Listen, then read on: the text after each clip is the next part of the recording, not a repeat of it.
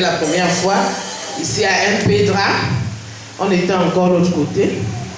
Vous avez vu comment tout a commencé. Vous avez connu mon premier témoignage où je souffrais quand je vivais avec le père de ma fille. J'ai passé des moments difficiles. Et quand ma voisine, qui est devenue ma sœur Rudy, m'a amené ici, j'ai connu ce qu'on appelle la joie. J'ai connu la joie, maman m'a soutenu. Rudy m'a aussi beaucoup soutenu. C'était compliqué pour moi.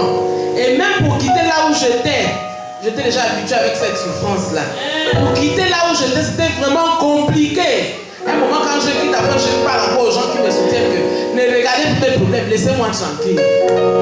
Mais si vous vous rappelez, pour vous qui écrivez souvent dans les cahiers ici, quand papa prêche, au mois d'août, papa a prêché, il avait donné un thème, l'impossible deviendra possibilité. Donc, il a prêché, moi je ne l'écris pas, j'ai dit, mon Dieu, papa est rentré carrément dans mon sujet de prière.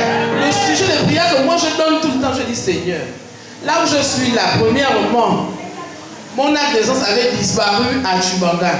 Donc ce qui veut dire que même quand j'essaie de faire les actes de naissance de gauche à droite, pour m'aider là c'est compliqué. Je suis venu ici à Libreville, j'ai continué comme ça. On me promettait on appelle ça comment? Le travail de gauche à droite. Mais quand il s'agit de l'acte de naissance, je partais truquer à la mairie. Quand vous m'avez truqué à la mairie, eux-mêmes là-bas, ils ont les zooms. Ils connaissent déjà que, là j'ai truqué, il faut laisser. Mais je vous assure que jusqu'au point où je me suis découragée, même pour faire l'acte de naissance. Pour moi, j'aime la rapidité. Moi, j'aime la rapidité. J'aime quand l'argent est là, ça se passe, je ne suis pas là pour attendre. Si tu me fais attendre, je te laisse avec ton dossier. J'ai vraiment passé des moments difficiles. Jusqu'au point où le monsieur avec qui je vivais, il m'a mis dehors à 1h30 avec les enfants. Mon fils qui était venu passer les vacances et sa propre fille. Il m'a mis à 1h30 dehors. Et dans ma famille, la famille ne voulait plus me recevoir.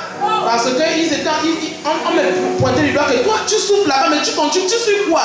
Moi pour moi je voulais être chez moi.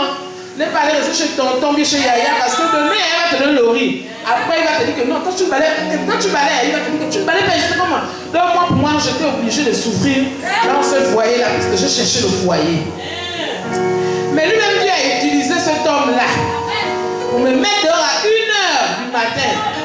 À 1h du matin, je suis allée chez les policiers au Como. Donc le Como là-bas, on ne soutient pas. Je suis partie à 1h du matin. Les policiers me regardent avec les enfants. On est là en train de dormir au sol. Je dis, mais je fais comment? Les enfants sont en train de pleurer, je me vais chez mon grand frère. Mon grand frère, moi, c'est chien et chat.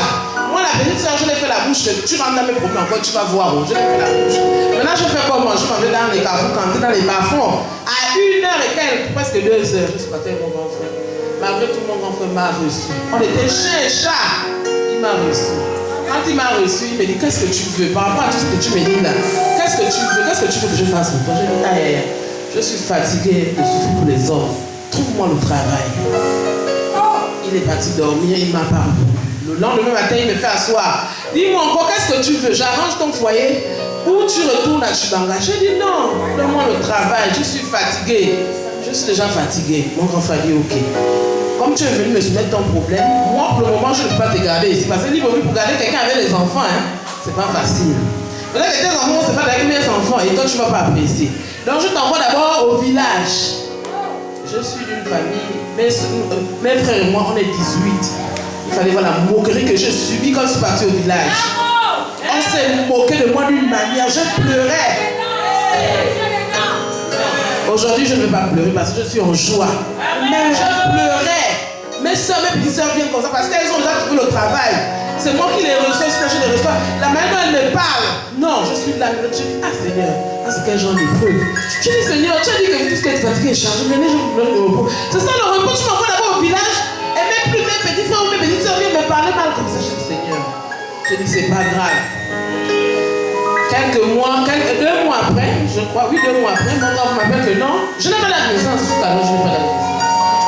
On m'a embauché dans une structure où je suis payé comme un fonctionnaire. Non, on n'a pas bien compris la partie.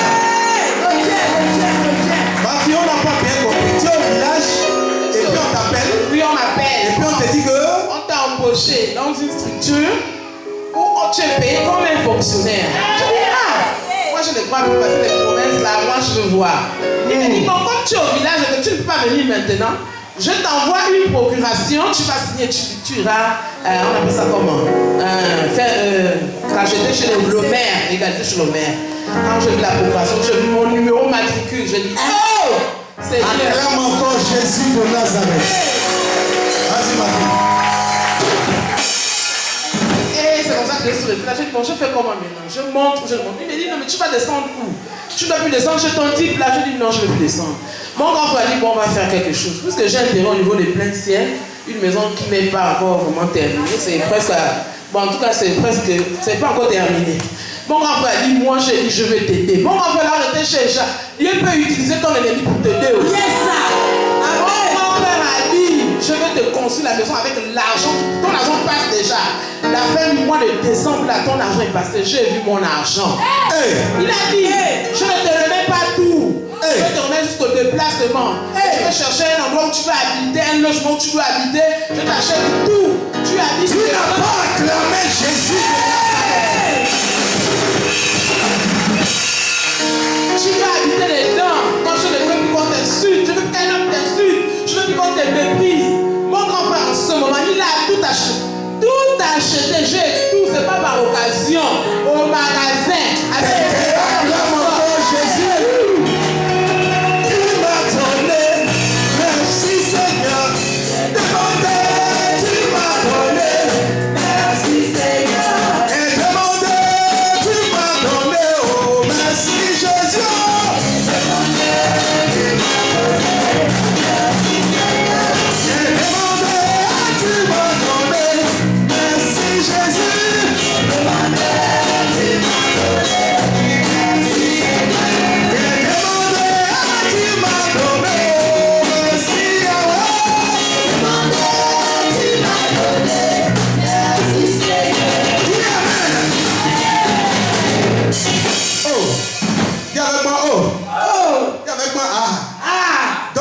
C'est comme ça que Dieu fait. Amen. Alléluia.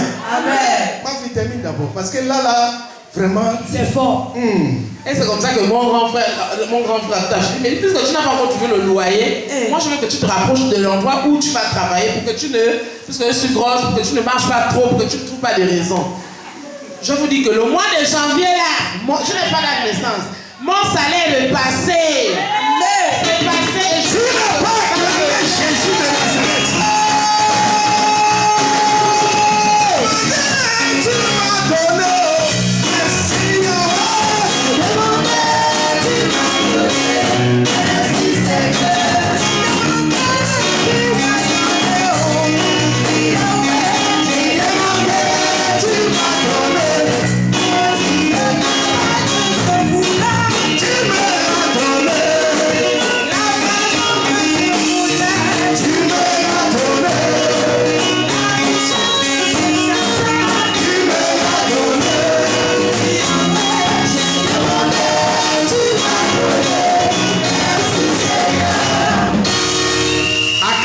Jésus de Nazareth. Donc c'était ça, c'était juste pour vous dire que moi je me suis, et quand je suis arrivée dans cette église, je me suis attachée au témoignage de la sœur qui est là. Quand elle a témoigné, je sais combien de personnes. Oui, quand elle a témoigné, je suis que ici là, si tu fais plus de 1 an et que tu n'as pas ce que tu désires, amen, c'est que c'est toi-même le problème. Amen. Je suis venue en février. Février, c'est dans quelques jours. Amen. J'ai reçu mon miracle. Amen.